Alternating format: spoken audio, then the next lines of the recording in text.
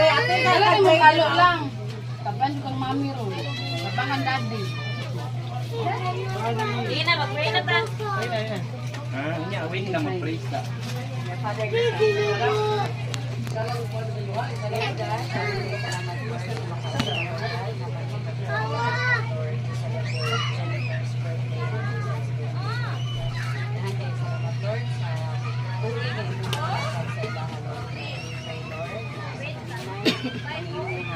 Bless your provision, protection, Lord God, sa Lord, sa ilang pamilya.